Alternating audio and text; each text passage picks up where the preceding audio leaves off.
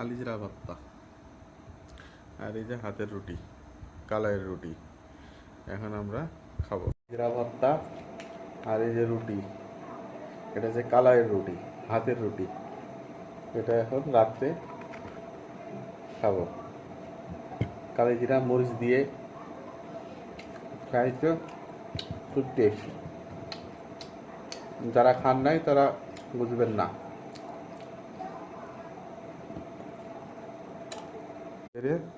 হাতের রুটি